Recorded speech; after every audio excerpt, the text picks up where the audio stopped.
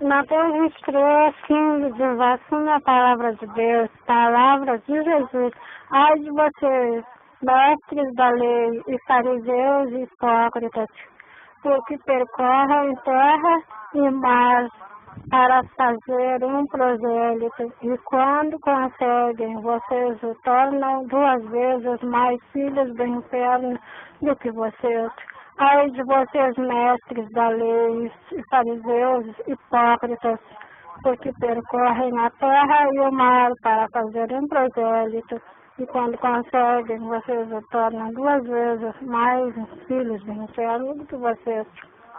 Ai de vocês, religiosos, evangélicos hipócritas, porque percorrem terra e o mar para fazer um prosélito, e quando conseguem, vocês o tornam 2 vezes mais filhos do inferno do que vocês.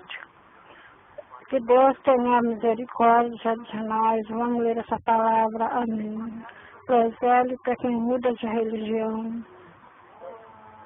Esse discípulo de Jesus é quem muda de vida. Prosélito vai para o inferno. O discípulo de Jesus tem esperança de vida eterna. Prosélito é filho do inferno 2 vezes. Porque seguir a mentira e se converteu a outra mentira. E agora já não considera mais a possibilidade de estar perdido, mas está perdido 2 vezes. Se você é do tipo de pessoa que lê a Bíblia Sagrada contra os outros, você vai considerar que esse texto oportuniza uma crítica à experiência religiosa alheia. Mas se você é o tipo de pessoa que lê a Bíblia Sagrada a seu favor, você imediatamente se questiona: será que eu sou um prosélito ou eu sou um discípulo de Jesus? Será que eu tenho uma religião ou eu realmente tenho uma experiência espiritual com Jesus Cristo, Filho do Deus vivo?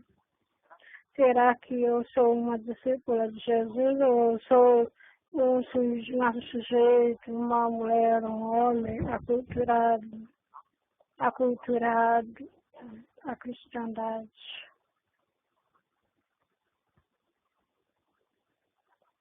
Eu me fiz essas perguntas e escrevi para mim mesmo, li para mim mesmo e escrevi e li para mim mesmo e compartilho com vocês para que seja útil um gabarito mínimo para estabelecer a diferença entre um prosélito, alguém que simplesmente tem alguma religião, um discípulo, uma discípula, um seguidor, uma seguidora de Jesus Cristo. Primeiro, um discípulo de Jesus Cristo, uma discípula de Jesus Cristo, tem uma consciência profunda da distância que o separa de Deus. Primeiro, quem tem uma experiência pessoal com Jesus de Nazaré, ou uma experiência pessoal com Deus, adquire uma consciência profunda de sua existência a esse Deus. Em termos teológicos e filosóficos, essa distância é definida como distância teológica, distância de natureza de ser, de qualidade de ser, não é distância moral. Que tipo Deus jamais mente. Nós mentimos de vez em quando, nós precisamos. Deus ama a todos igualmente. Nós amamos a alguns de modo especial. Mas Deus é cheio de compaixão e misericórdia, e nós sabemos o que é, de vez em quando, um desejo de vingança. Não eu, mas é assim. Deus perdoa. E nós guardamos mágoas e ressentimentos. Não eu, mas é assim. Isso quer dizer distanciamento moral. Mas quando falamos em distanciamento ecológico, nós estamos fazendo referência, voltando à nossa leitura de Romanos, a carta de Paulo aos Romanos, quando conversamos a distância entre o homem e Adão, e o homem no Cristo ressurreto, que é distância entre um bonequinho de pano e um ser humano de verdade. Pois vamos trocar um pouco essa figura e vamos incluir um chimpanzé. Distância ecológica é o que separa o chimpanzé de um ser humano. E quando nós temos uma experiência com Deus, a partir de Jesus, nós adquirimos esta consciência de que não passamos de chimpanzés. Chimpanzés são um pouco qualificados, mas chimpanzés. Religioso é um chimpanzé que decorou o credo. Religioso é um chimpanzé que aprendeu a acender vela. Religioso é um chimpanzé que aprendeu a cantar no coral. Religioso é um chimpanzé que prega nas igrejas evangélicas aos domingos. E nossos templos estão cheios de chimpanzés. Pregadores chimpanzés. Deus o guarde, me perdoe, me protege, se eu for um deles. Mas essa distância é a distância que experimentou Isaías no templo, quando no capítulo 6 do registro da sua profecia diz o seguinte: o templo se encheu da glória de Deus, e Isaías caiu no chão e disse: ai de mim que vou perecendo, porque o homem do habita no meio de um povo de impuro lábio. Mas quando Jesus está ensinando, Pedro vai ouvindo e as palavras de Jesus vão penetrando a sua consciência e o seu coração. E em determinado momento as palavras de Jesus são transformadas no Espírito Santo em palavras santas. Pedro cai no chão e diz assim: ai de mim, separa de mim, porque eu sou pecador. O que ele está dizendo é: há uma distância entre nós. E essa distância, como entendemos hoje, não sei se foi isso que o Pedro entendeu ali, mas talvez seja a distância que já Isaías entendeu ali, que talvez tenha sido essa distância, é uma distância ecológica, uma distância que diz assim: olha, você é bom e eu sou mau. Porque quando alguém Jesus me chama de um mestre, Rabi, e Nicodemos fala: mestre Jesus, por que me chamas bom? Bom, eu sou o Pai Celestial. Nós seres humanos conhecemos o mal habita em nós. Nós temos não apenas a possibilidade da maldade, mas a condição da maldade. Como diz o apóstolo Paulo: bem algum habita a minha carne, bem algum pecado habita em mim. Então Pedro diz assim: afasta de mim, porque eu sou pecador, você não é, mas eu sou. Quando Jesus diz: bom é só um e você me chama bom, ou você está admitindo que eu e o Pai somos um, ou vocês não deveriam estar me chamando de bom, porque bom é só o Pai Celestial. Nós, humanos, caímos de joelhos diante de Deus e dizemos assim: tem misericórdia de nós.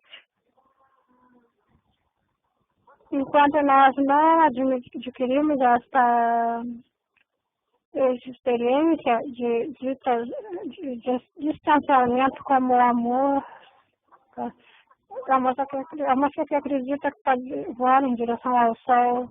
Nós somos mosca que já descobrimos que se entrasse na presença de Deus, nós dissolveríamos. Nós somos pó que decorou o versículo, pó que dá dízimo, pó que canta louvores a Deus, mas nós somos pó. É o que diz o salmista. Deus sabe da minha escritura, sabe que sou pó, sabe? Deus sabe que eu sou pó. Quem não chega diante de Deus com essa perspectiva de um ser que se sabe nada, é um religioso, é um prosélito de religião. Não adquiriu esse entendimento. Segundo, um discípulo de Jesus, uma discípula de Jesus, um seguidor, uma seguidora de Jesus, alguém que teve uma experiência pessoal com Deus a partir de Jesus Cristo, traz a sua vivência de Deus e a sua vivência humana para a profundidade da sua objetividade. Isto é, sai da armadilha do gabarito objetivo para a sua própria avaliação ou para a sua autoavaliação. Isto é, sabe que o mal é alguma coisa que está para além do comportamento moral. E não se ilude com o seu bom comportamento moral, nem com o seu, nem com o de ninguém. Porque sabe que essa questão do mal não é o que eu faço, o que eu deixo de fazer, não é o que eu posso, como, o que eu deixo de comer, o lugar que eu vou, o lugar que eu deixo de ir, a música que eu escuto, a música que eu deixo de escutar. Outro dia eu vi a respeito de música gospel que diz que jamais, há mais de 10 anos não ouço música secular, só ouço música de Deus. Coitado desse moço.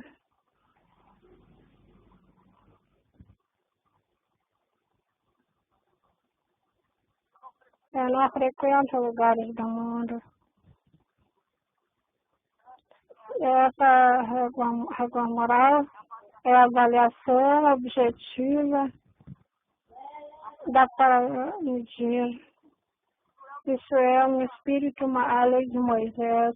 Esse alimento é impuro, esse aqui é puro. Esse objeto é impuro, esse aqui é puro. Essa pessoa é impura, essa aqui é pura.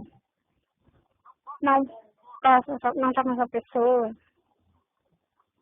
Aí vem Jesus e diz assim, olha, eu fico corrigido, porém eu digo, se você não matou, mas tem ódio, é o mesmo que matar. Se você não adulterou, mas você olha com um olhar impuro, uma perspectiva da lasciva, da luxúria, da posse do outro, você adulterou. Então, se ou Jesus falar, ou Jesus dizendo, porque vocês criticam os meus discípulos, eles comem sem lavar as mãos. O problema não é o que entra pela boca, é o que sai da boca que contamina o homem, porque o que sai da boca sai já da profundidade. Os discípulos de Jesus entenderam e sabem disso. Que os discípulos de Jesus ouvem Jesus aqui no capítulo 23, versículo 25.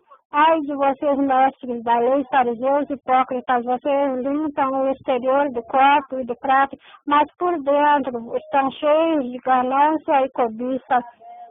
Fariseus cegos, limpe primeiro o interior. Ai de vocês, mestres da lei, fariseus hipócritas, porque vocês são sepulcros escaiados, bonitos por fora, mas por dentro estão todo tipo de imundícia. É o nosso ditado, fora dela, mas por dentro são bolorentos. Jamais um discípulo de Jesus oraria como orou aquele fariseu. Graças a te dou porque não sou coisa de mais homens, porque eles se conhecem por dentro. E ele inclui nas suas bênçãos espiritualidade essas dimensões dessas palavras. E quando inclui essas dimensões, as suas objetividades, ele sabe que é devedor. Portanto, uma pessoa que tem experiência com Deus a partir de Jesus, ela se liberta dos limites estabelecidos pela religião organizada.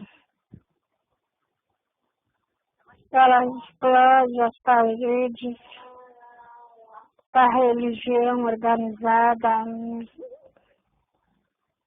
Na verdade, é exatamente isso que nós queremos dizer com a nossa declaração e visão da imagem. Levar o Evangelho para todos e a nossa missão, priorizando relacionamentos envolvendo esses frequentadores da linha de limite do... É isso que nós queremos, explodir essas paredes. Nós já estamos. Mas queremos a nossa sede sem parede. Mas a nossa mente não tem parede. E nosso coração não tem parede. Porque Jesus aqui, quando fala de fariseus, hipócritas, mestres da lei, ele não está apenas criticando este grupo específico de religiosos, ele está criticando uma mentalidade. Essa mentalidade acredita que se cumpre as obrigações estabelecidas pela norma objetiva e inerável da sua religião. Está com Deus. O seguidor de Jesus sabe que não há vivência religiosa que possa conter a grandeza do amor de Deus, que possa estancar o potencial da maldade humana. Porque o apóstolo Paulo diz aos Colossenses, dizendo que os religiosos, eles observam as festas, as luas, eles fazem as suas liturgias, os seus ritos, e essas coisas são aparência de piedade, mas não têm poder para promover a transformação de dentro para fora. Quem tem uma experiência com Deus sabe que importa buscar o reino de Deus. E acima de todas as coisas, significa que a vontade de Deus seja feita na terra como nos céus. Em todo lugar, a toda hora, em todas as relações. Os fariseus religiosos do tempo de Jesus acreditavam que se fosse ao templo no sábado, se levassem seu sacrifício, entregassem ao sacerdote e participassem da liturgia sacrificial, voltariam para as suas vidas. Uma vida mesquinha, uma vida promíscua, uma vida alienada de Deus, uma vida deficiente, porque simplesmente porque garantiam sua relação com Deus a partir da rotina socialista do sábado, do domingo, do animal sacrificado. Não, nós sabemos que tudo quanto fizermos, seja comer, seja beber ou qualquer outra coisa fazer, devemos fazer para a glória de Deus.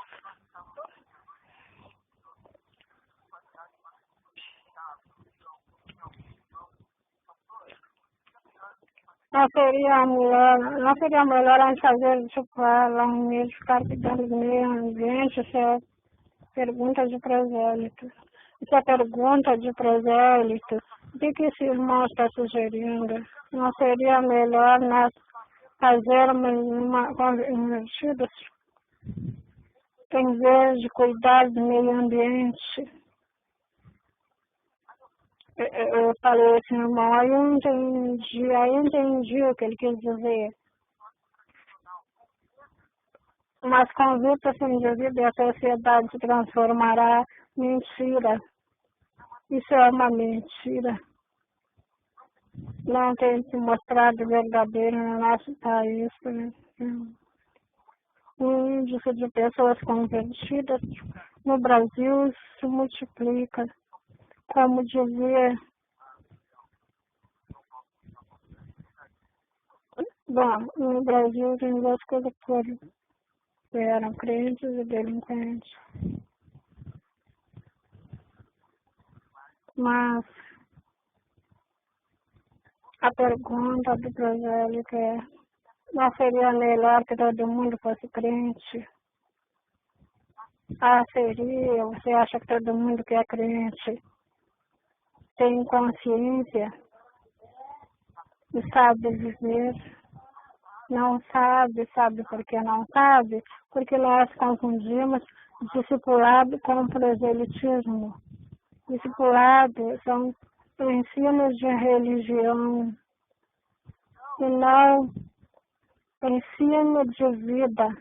Discipular é ensinar a viver, não é ensinar Gálatas 2, não é ensinar a doutrina da santificação, não é uma apostila para ensinar justificação, santificação, glorificação, retenção, ter uma experiência sobre essas coisas, de salvação, sabe? Não sabe? Quando chegar no portão do céu vai ter um anjo chamado. Quando ela chegar no céu, o anjo vai dizer assim: a doutrina da salvação. Cada um vai dizer tal de nome de religião, mas esse aqui é especializado em presbiteriano, outro fala outra coisa, mas cada coisa, né? Desculpa dizer essas bobagens, mas é isso aí. É por causa desse maldito proselitismo que a gente faz. Não é melhor a gente fazer discipulado do que cuidar do meio ambiente. Fazer discipulado é ensinar como a gente cuida da terra, como é que a gente cuida da água. Fazer discipulado é ensinar como é que uma família vive se o pai é alcoólatra. Fazer discipulado é ensinar como é que a gente gasta dinheiro. É ensinar como a gente ganha dinheiro. Fazer discipulado é ensinar como a gente faz negócios. Fazer discipulado é ensinar como a gente cuida de tudo, das coisas. Discipulado é ensinar como a gente cuida da depressão. Fazer discipulado é ensinar como a gente vive e não como a gente se comporta dentro de uma religião. Então, o seguidor de Jesus, ele sabe que a sua vivência de Deus extrapola todos os limites da sua religiosidade organizada. Vai para a vida. E quando vai para a vida, ali os grandes desafios da sua espiritualidade afloram. Porque os desafios da espiritualidade não afloram no púlpito, ali no coral, na banda, ali na classe com crianças. Aqui nós estamos num ambiente protegido religioso, todos mascarados, todos com um comportamento padronizado pela nossa tradição religiosa. Mas quando a gente cai na vida na segunda-feira, quando a gente cai no anonimato na segunda-feira, quando a gente cai no mundo da segunda-feira, isso é quando a gente já desce do vale do monte para o vale, aí é que a coisa começa a acontecer de verdade. Então, o seguidor de Jesus, ele sabe que isso aqui é bom, isso aqui é útil, mas se andar com Deus, extrapola tudo.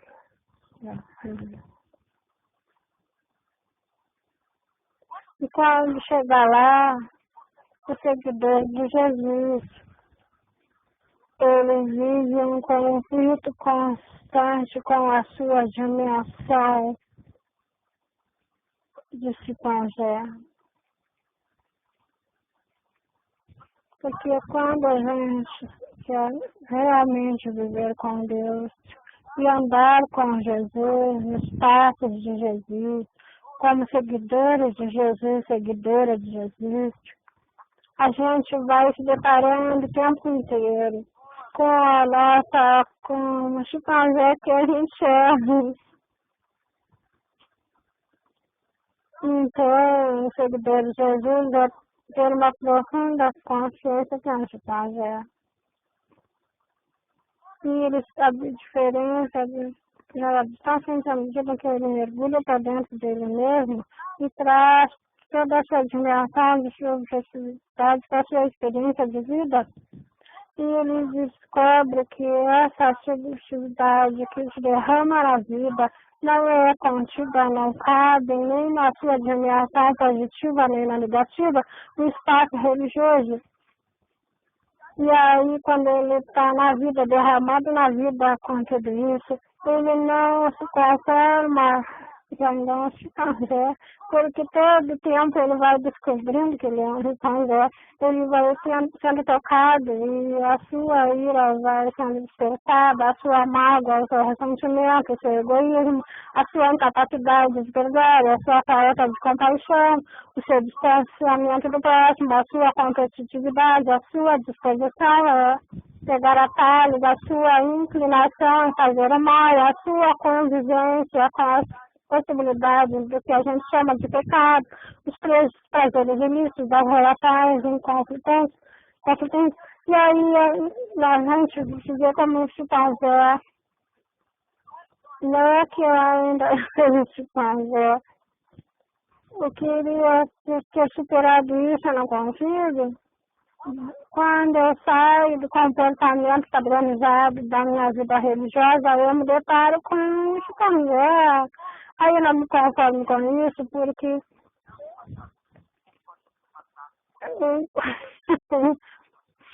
para que se comparar como macaco como um ser humano, mas não foi alcançado por um Cristo ressurreto. Nós seguidores de Jesus, nós somos de Jesus. Jesus diz que nós podemos ser mais do que nós somos. Ele diz que nós podemos nos relacionar com as outras pessoas de maneira diferente do que nós relacionamos. Ele diz que nós podemos nos livrar de pesos da nossa alma e nós ainda carregamos. Ele nos diz que nós poderemos ser curados de doenças e de feridas que nos devastaram por dentro. E se nós não fomos curados ainda e não nos conformamos com isso, porque ele disse que é possível. Ele disse para nós, tenham um bom ânimo, eu venci o mundo, vocês vão vencer. Aí quando a gente pega, a gente vai dizer, mas não é possível. Mas é possível sim. Nós não somos conformados, nós não somos satisfeitos. Religioso que diz assim, Senhor, graças te dou. Mas nós não, irmãos, nós dizemos assim, Deus tem misericórdia de mim, Deus. Porque imagina uma pecadora que diz assim, Senhor, tem misericórdia de mim. O outro é o religioso, hipócrita, que vem aqui dizer assim, Senhor, eu te agradeço porque eu não sou os demais pecadores, Senhor, eu sei que eu santo chileno, eu sou fazer de mim, de cara 10 bananas eu dei uma pro Senhor.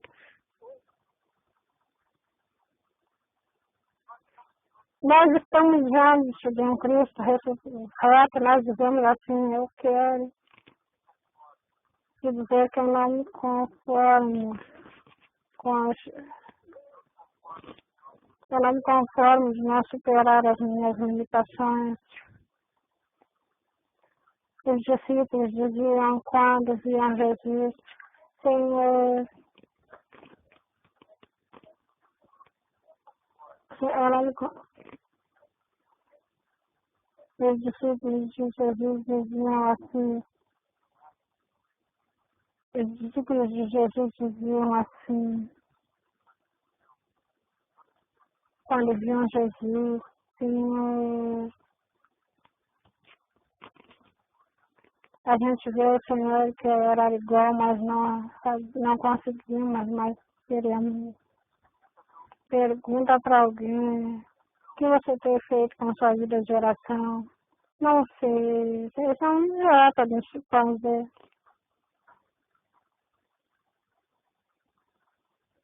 Senhor, nós queremos beber teu cálice, para a tua direita.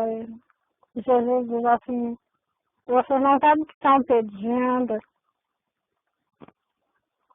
estão querendo isso, essa intimidade que você tem com o Pai, esses lugares são estabelecidos para o que o Pai escolheu. Você não se contenta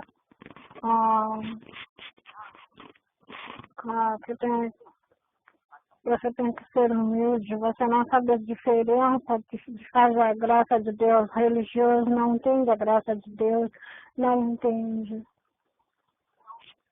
Eu concordo quando se diz que a graça de Deus é o princípio do Evangelho mais difícil de ser assimilado. Por quê? Porque nós ainda carregamos medo e culpa, apesar da graça. Por quê? Porque nós ainda desconfiamos que um discurso que fala muito da graça de Deus é um discurso perigoso que promove a libertinagem, a distancialidade. Não entendeu a graça. Mas também nós não entendemos a graça. E eu entendo porque a gente não entende a graça, porque a graça é todo o nosso senso de justiça. A graça é todo o nosso senso de justiça. E nós queremos viver baseados na justiça. A graça humilha. Por exemplo, tipo agora, uma pessoa que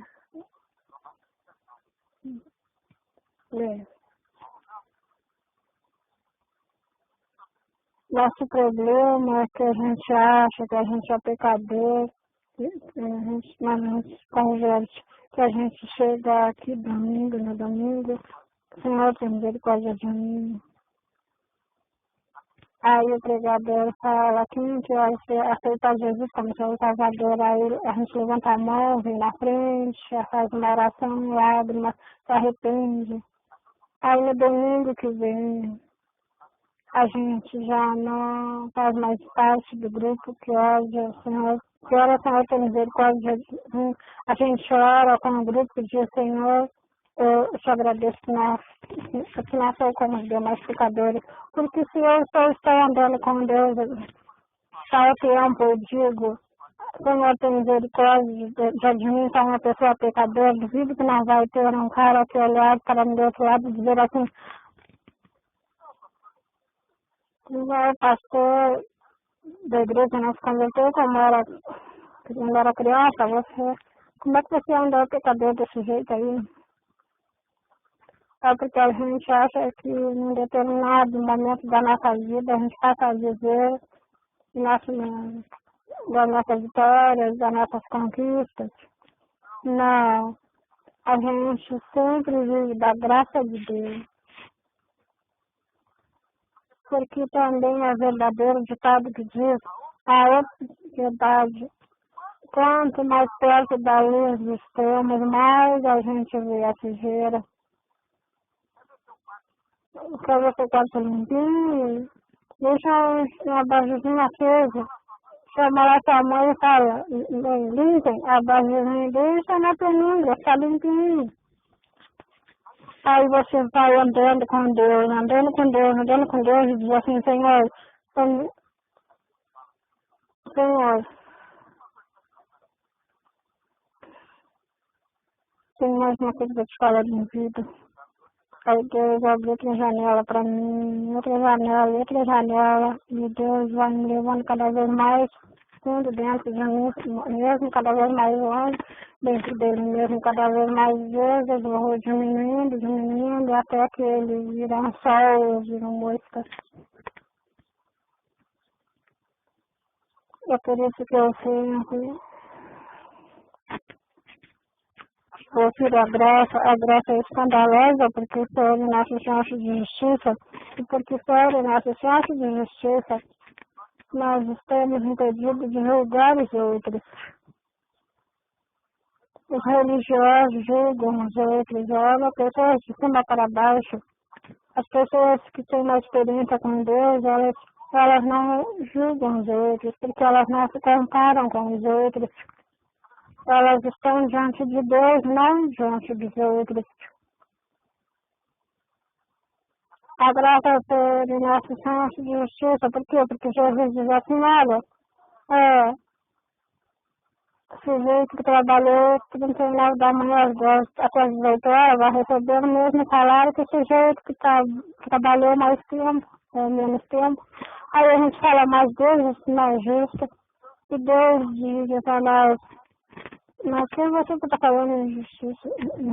Você quer o mundo justo, quer dizer para todo mundo que todo mundo merece, é justo? Não, Senhor.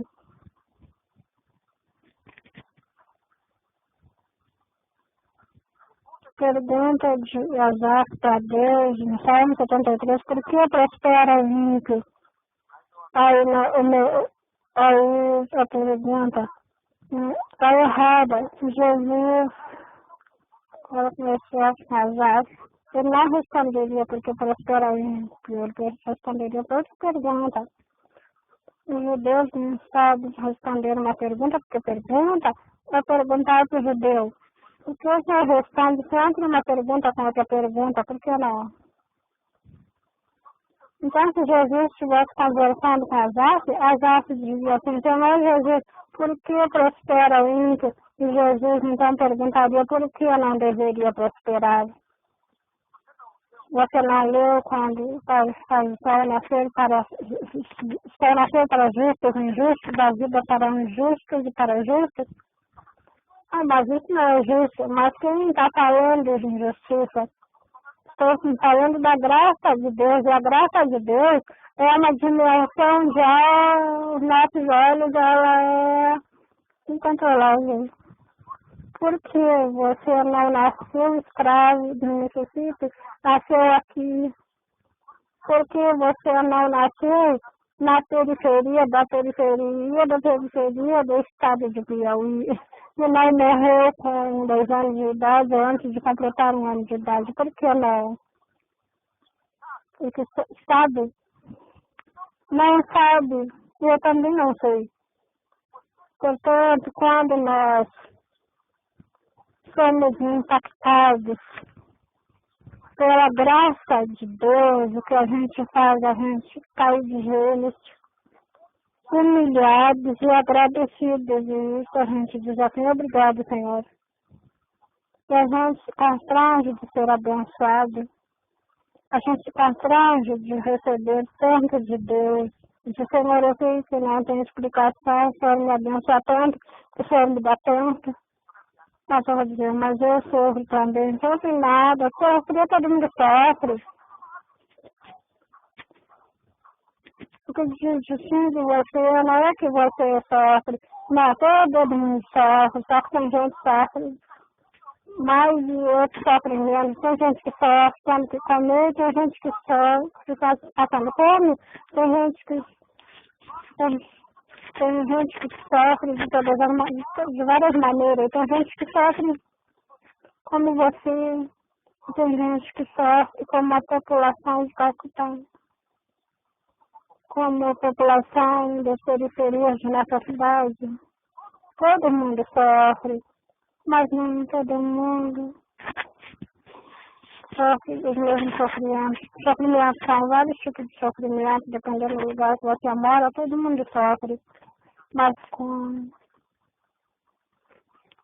todos sofrem, todos têm problemas. Ninguém é livre de ter problemas todos têm, sofrer todos sofrem. Mas porque eu não sei, mas Deus sabe. Mas em tudo devemos dar graças em todas as coisas a Deus. E todos que têm uma experiência com Deus, discípulos de Jesus, seguidoras de Jesus, têm uma experiência com Deus a partir de Jesus Cristo. Sabe que vive no limite das suas impossibilidades e por isso vive de joelhos. Ouviu a palavra de Jesus dizendo assim: sem mim vocês não podem fazer nada. Eu ouvi dizer Jesus aí: fiquem aí porque eu vou mandar o Consolador. A fala de Jesus em João capítulo 14, o Consolador, é muito especial, porque o Consolador, a palavra Consolador, traz para nós a vocação de uma pessoa que vai lá falar palavras de encorajamento a quem está sofrendo. Mas Consolador é a expressão que Jesus usa na língua grega, a palavra, aquele que se coloca ao lado de, não só no momento da tribulação, do sofrimento, das dificuldades, mas no momento da superação, no momento do desafio, no momento da tentação, no momento de tornar-se o que Deus quer que sejamos. E Jesus diz assim: enquanto eu estou aqui com vocês, eu estou ao lado de vocês, eu estou levando vocês na direção que Deus quer levar vocês. Mas eu estou indo embora, mas eu vou mandar o Espírito Santo de Deus vai levar vocês ao outro Consolador. Ele vem para fazer aquilo que eu estava fazendo, e aí a gente espera em Jerusalém até que do alto a gente seja revestido do poder do Espírito Santo, para que nós tenhamos aquilo que Deus quer que sejamos, porque se nós vivemos sempre religioso, não é ajoelho, na família, ele tem crédito, ele tem mérito, ele já descobriu a verdade. Ele tem uma régua muito fininha e muito superficial para avaliar a si mesmo. Ele olha para Deus dentro de uma moldura religiosa e esse Deus é um bonequinho manipulado. Agora nós que temos experiência com Deus e Deus nos permita. E queira Deus que sejamos incluídos neste. Olha, como a gente é bem diferente, a gente vive de joelhos, sempre diante da graça, sempre inconformados com o que somos, sempre aspirando àquele que Deus quer que sejamos e o que Ele tem para nos dar. Não com tudo nossa estrutura religiosa e com uma consciência profunda de que somos o que somos. Pela graça de Deus, somos o que somos e estamos destinados a ser o que o Cristo ressurreto é. Nós vivemos para Deus a profunda agonia em que desespero, mas da profunda consolação da graça de Deus e do estímulo da graça de Deus para que abandonemos as coisas que ficam para trás e que estejamos a prosseguir para o alvo, a nossa conformação à imagem de Jesus Cristo. Que o Espírito Santo de Deus nos ensine de nossa consciência, que Ele revele a cada um de nós as dimensões e as categorias interiores de uma mentalidade de prosélitos religiosos. E o Espírito Santo de Deus nos ajude a tirar as máscaras da hipocrisia religiosa e que sejamos de fato seguidores de Jesus de Nazaré verdadeiramente. Que o Espírito do Santo de Deus nos transforme de dentro para fora, para que nós sejamos filhos do inferno e nem estejamos a multiplicar filhos do inferno 2 vezes piores do que nós. Que a nossa experiência espiritual seja uma experiência de vida e só Deus pode dar, que só Deus pode dar e tem para dar a mim.